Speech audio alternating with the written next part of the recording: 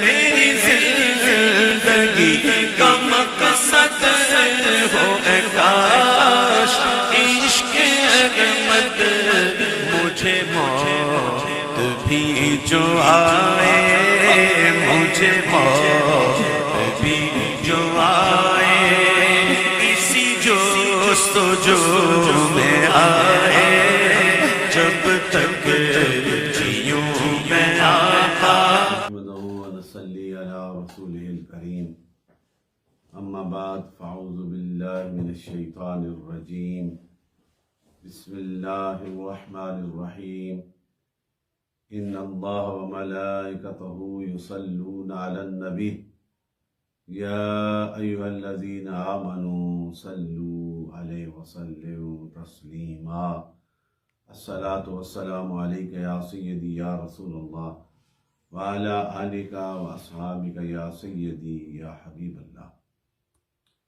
برادران اسلام، شدایان دین وطیں، شمع و رسالت کے پروانوں، عاشقان اولیاء، یاران طریقت، محبان طریقت، السلام علیکم ورحمۃ اللہ وبرکاتہ۔ الحمدللہ، اللہ تعالیٰ کا خاص کرم، نبی رحمت، نور مجسم، کائنات کے والی کی نظر عنایت، آج الحمدللہ 28واں روزہ مکمل ہو گیا، بلکہ 29واں روزہ۔ آج افطار سے پہلے اپنے چاہنے والوں کے سامنے حاضر ہوں۔ یہ رمضان المبارک اتنی برکتوں والا ماہ مقدس جو ہم سے بس قریب ہی جدا ہونے والا ہے، غالباً کل شاید روزہ ہو یا عید۔ یہ جتنے دن ہم نے ذکر و فکر میں گزارے، عشرہ رحمت سے لے کر جہنم کی آزادی کے عشرے تک، اور افطار سے پہلے کچھ معروضات پیش کرتا رہا، اللہ تعالیٰ کی بارگاہ میں یہ دعا کرتا ہوں میری کوتاہیوں کو معاف فرما کے جو کچھ بیان کیا اس پہ مجھے بھی اور سننے والوں کو بھی عمل کرنے کی توفیق عطا فرما، کیونکہ لائف جو ہے انسرٹن ہے، لیکن جس نے زندگی کے مقصد کو پہچان لیا کہ یہ اللہ کی دوستی کے لیے ہے، اس کی رضا کے لیے ہے، اس نے زندگی اور اس حیات کے مقصدیت کو حاصل کر کے اپنی منزل کو حاصل کر لیا، اور جو اندھیروں میں بھٹکتا رہا، مادیت کی لذتوں میں رہا، اسے یہ نہیں پتا کہ یہ چند دن جوانی کے یا کچھ عرصہ بڑھاپے کا، یہ محتاجی کے بھی دن آ سکتے ہیں۔ بڑھاپے کا دن محتاجی کا دن ہوتا ہے، تو جس نے اپنے ذہن میں یہ اس بات کو بٹھا لیا کہ اللہ تعالیٰ کی یہ نعمت جو زندگی تو نے دی ہے، تیری راہ پہ چل کے اگر گزار دی جائے تو مقصد حیات پورا ہو جاتا ہے۔ اب اس کے حوالے سے تصور دین بھی یہی بتاتا ہے کہ زندگی جو رب نے عطا کی ہے اس کے بھی دو پہلو بتا دیے، ایک حقوق اللہ اور ایک حقوق العباد۔ حقوق اللہ، اللہ کے احکام کی پابندی، اس کی رضا کی خاطر اس کے ذکر میں جو شریعت میں جو حکم دیا گیا، نماز کا، زکوٰۃ کا، حج کا، روزے کا،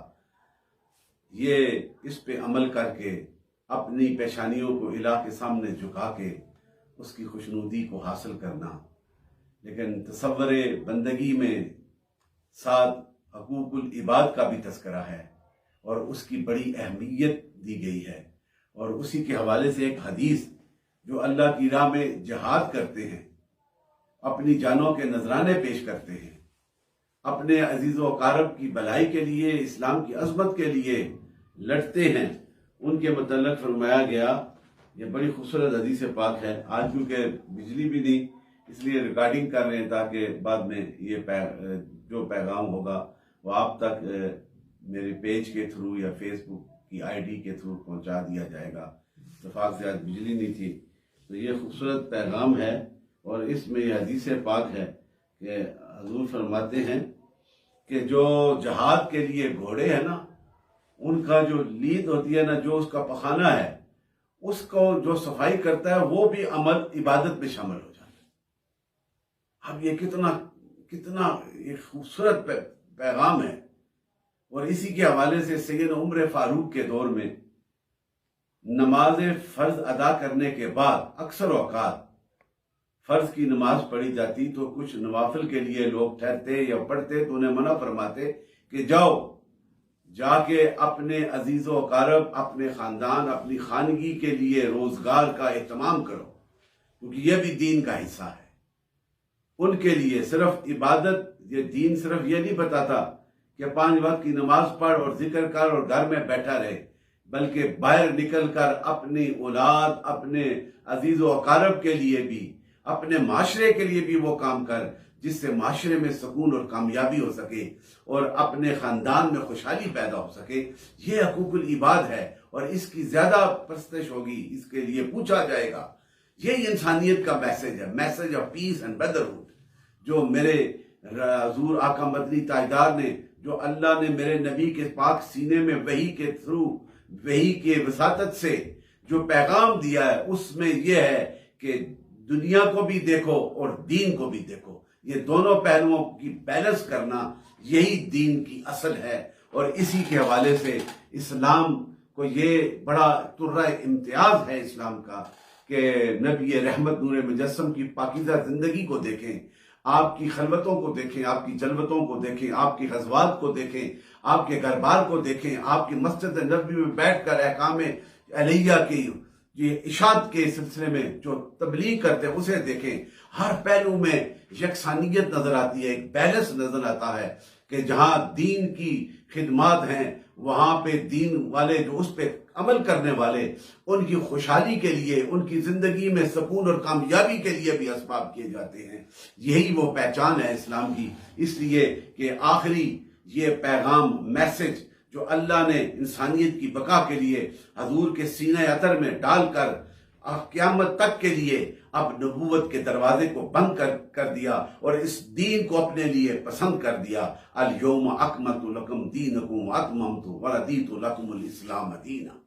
یہ ایک نعمت جو رب نے پسند فرمائی ہے، اور اس نعمت کو حضور کی ذات مقدسہ میں اسے مکمل کر دیا ہے، جو آدم سے لے کر عیسیٰ تک مختلف ادوار میں اس کی اشاعت ہوتی رہی. اس کی کاملیت کی انتہا جو ہے وہ ذات مصطفیٰ کریم صلی اللہ علیہ وسلم میں مکمل کر دی گئی، اور پھر قیامت تک آنے والے انسانوں کے لیے ایک بقا کا راستہ دکھا دیا گیا، انہیں کامیابی کا ایک راہ دکھا دیا گیا. اگر کامیابی چاہتے ہو تو پھر دین کو بھی اس راہ پہ چلو جو دین اور دنیا کی دونوں متوازن پیغام دے کر تمہاری زندگیوں میں بہاریں لے کے آتا ہے. میرے دوستو، آخری عشرہ مبارکہ میں ہم نے بھی یہ ذکر و فکر کی لمحات جو گزارے، اور پھر افطار سے پہلے غریبوں کے لیے افطاری کا اہتمام کرتے رہے کچھ لوگ. یہ کتنا بڑا انعام ہے. کسی بھوکے کو کھانا کھلا دیا گیا، کسی جس کے پاس کوئی کھانا کے لیے اسباب نہیں، ان کے لیے کوئی اسباب پیدا کر دیے گئے. یہ بھی خدمت میں شامل ہے. تمہارا روزہ بھی قبول ہوگا، تمہارا یہ عمل بھی قبول ہوگا، اور اللہ کی بارگاہ میں راتوں کو جاگنا بھی قبول ہوگا جب اسے بیلنس کر لیں گے. اور پھر جو بندے انہوں نے سارے اس مہینے میں اسی طرح اپنی زندگی گزاری، روزے بھی رکھے، دنیا کی آسائشوں سے دور رہے، ہر دنیا کی حلال چیزوں سے دور رہ کر اللہ کی بارگاہ میں بندگی کرتے رہے، اس کا ذکر کرتے رہے، اور جب عید کے دن جب وہ نکلتے ہیں اپنے گھروں سے تو میرا رب اعلان کرتا ہے، اپنے فرشتوں کو کہہ دیتا ہے، یہ میرے بندے جو میری رضا کی خاطر بھوکے بھی رہے، جو میری رضا کی خاطر میری بارگاہ میں سجدہ ریزیاں بھی کرتے رہے، جو میری رضا کی خاطر قرآن بھی پڑھتے رہے، جو میری رضا کی خاطر میرے محبوب کی اداؤں کو اپنی زندگی میں اپنا کر اس کا مظاہرہ کرتے رہے، جو میری رضا کی خاطر اپنے پڑوسیوں کا خیال رکھتے رہے، اپنے رشتہ داروں کے ساتھ بھلائی کا عفو و درگزر کا کام کرتے رہے، ان کی برائیاں، ان کی پریشانیاں، ان کی مخالفتوں کو چھوڑ کر، بغض اور اناد کو چھوڑ چھوڑ کر میری بارگاہ میں ان سے بھی پیار کرتے رہے۔ میرا رب اعلان کرتا ہے تم گواہ بن جاؤ، میں ان کی بخشش کا اعلان کرتا ہوں۔ یہ کتنا بڑا انعام ہے میرے دوستو۔ اگر اس میں سے ذرہ بھر بھی دل میں تھوڑا سا بھی اناد آ گیا، بغض آ گیا، تو اللہ تعالیٰ کی بارگاہ میں اس کی عبادتیں قبول نہیں ہوگی۔ عبادتوں کا رنگ اسے ہی ملے گا۔ یہ حدیث میں ہے اور قرآن میں میرے رب نے اعلان کر دیا ہے، بغض کو چھوڑ دو، اناد کو چھوڑ دو، یہ جو ہے ایک دوسرے سے ناراضگیوں کو ختم کر دو اور میرے راستے پہ آ جاؤ۔ پھر دیکھو میں گواہی بناتا ہوں فرشتوں کو، اعلان کرتا ہوں یہ بندہ جو میری رضا کی خاطر اس مہینے میں یہ سارا عمل کرتا رہا، آج میں اسے بخشش کا پیغام سنا دیتا ہوں۔ میرے دوستو یہ کتنا بڑا عمل اور کتنی بڑی برکتیں ہیں۔ اور پھر جس نے سارے مہینے میں اس عمل کو کر کے جب عید کے دن صبح جاتا ہے، اس میں پھر حضور کی سنتوں کا نام رکھ کر، اسے سامنے رکھ کر غسل بھی کرتا ہے، نئے کپڑے بھی پہنتا ہے، سرما بھی لگاتا ہے، خوشبو بھی لگاتا ہے، اور پھر عید الفطر کے دن گھر سے نکلنے سے پہلے شیرینی یعنی جو ہمارے یہاں رواج ہے، ہم سوئیاں جو ہیں وہ پکا کر یا کوئی شیرینی بھی وہ کھا کے پھر جب نکلتا ہے تو پھر اللہ کی بارگاہ میں صدائیں کرتا ہوا، اللہ اکبر اللہ اکبر لا الہ الا اللہ واللہ اکبر اللہ اکبر وللہ الحمد، یہ تکبیرات پڑھتا ہوا ایک راستے سے جاتا ہے اور عید پڑھ کے جب دوسرے راستے سے آتا ہے تو حضور کی یہ سنتوں کی سارے اسباب پورے ہو جاتے ہیں۔ مستحب بھی ہے، پھر ایک دوسرے سے گلے سے ملنا بھی یہ مستحب ہے، یہ ملتے ہیں۔ اور نماز عید میں عیدگاہ میں جا کر، حضور کے دور میں عیدگاہ میں جا کر کھلی آسمان کے نیچے عید پڑھی جاتی تھی۔ آج کل کیونکہ اسباب اور فیسیں بدلتی جاتی ہیں لیکن بنیاد وہی ہے۔ اسی طرح ایک راستے سے چل کر مسجد میں آ کر نماز عید پڑھی جاتی ہے، اپنے پرائیوں دوستوں کو مل کے پھر دوسرے راستے سے گھر کی طرف چلے جاتے ہیں۔ یہ بھی سنت ہے حضور کی۔ اور پھر اس عید والے دن پھر جو ہے ایک اور خوبصورت تکبیرات بھی پڑھی جاتی ہیں اور ساتھ ساتھ صدقہ فطر بھی ادا کیا جاتا ہے۔ صدقہ فطر ادا کرنا یہ جو ہے جس طرح عید کا نماز پڑھنا واجب ہے، 2 تکبیرات ہیں عید کی، زائد 6 جو ہے 2 رکعت ہیں اور 6 تکبیرات ہیں۔ پہلی رکعت میں 3 پھر دوسری میں 3۔ اس کی ترتیب ہے وہ جس طرح پہلے آپ نیت کرتے ہیں 2 رکعت نماز عید الفطر واجب زائد 6 تکبیرات کے، پیچھے اس امام کے منہ طرف خانہ کعبہ شریف اللہ اکبر کر کے پھر آپ جو ہے اللہ اکبر کرتے ہیں، اس کے بعد ثنا پڑھتے ہیں، پھر امام جو ہے ہاتھوں کو کھول کے پھر اللہ اکبر، پھر اللہ اکبر، پھر اللہ اکبر 3 بار کہتا ہے، اللہ کی بڑائی کرتا ہے، ہاتھوں کو باندھ کر قرات کرتا ہے، پھر رکوع و سجود کرتا ہے، پھر واپس لوٹ کے قیام سے پھر واپس آتا ہے، پھر پہلے قرات کی جاتی ہے، قرات پڑھی جاتی ہے، 2 آیات پڑھی جاتی ہیں سورہ اخلاص کے ساتھ، باقی دوسرے صورتیں سورہ فاتحہ کے ساتھ کوئی دوسری صورت ملا کے پڑھ لی جاتی ہے، اور پھر امام اللہ اکبر کہتا ہے، پھر اللہ اکبر، پیچھے بھی مقتدی کہتے ہیں، پھر اللہ اکبر 3 تکبیرات کہہ کے ہاتھوں کو چھوڑ کے پھر اللہ اکبر کہہ کے رکوع میں چلا جاتا ہے۔ اس طرح نماز عید پڑھ کے مکمل ہو جاتی ہے۔ اور پھر یہ حدیث میں ہے، حدیث میں کہ حضور نماز عید کے بعد پھر خطبے کے لیے آپ کھڑے ہو جاتے تھے، اور پھر کئی بار حضرت بلال حبشی کے کندھے پہ ہاتھ رکھ کے، کئی بار عصا مبارک لے کے خطبہ عید دی جاتی تھی، اور اس میں پھر صدقے کا حکم دیا جاتا، اور پھر حدیث میں آتا ہے اس کے بعد حضور پھر دعا کے بعد پھر حضور مستورات کے پاس چلے جاتے، انہیں بھی نصیحت اور واعظ کر کے پھر انہیں صدقات کا حکم دیتے، اور وہ جو ہے بڑھ چڑھ کر اور مردوں سے بھی زیادہ بڑھ چڑھ کر صدقات کرتی تھی۔ اور آپ کے ساتھ حضرت بلال حبشی جو ہیں حضور کے عاشق غلاموں میں صحابی رسول، وہ جاتے تھے۔ میرے دوستو اس طرح عید کی نماز جس میں اذان نہیں ہوتی، اقامت نہیں، اور اس میں جو ہے 2 رکعت جو ہے زائد 6 تکبیرات کے پڑھی جاتی ہے، اور اس کے بعد جو ہے خطبہ دیا جاتا ہے۔ اور جب عید والے دن اگر جمعے کا دن آ گیا ہے تو جمعے کی نماز جو ہے اس میں جو ہے نماز سے پہلے خطبہ ہوتا ہے، اور عید کی نماز پڑھنے کے بعد خطبہ ہوتا ہے۔ یہ بھی ہے آپ کے ذہنوں میں ڈالنے کے لیے۔ اور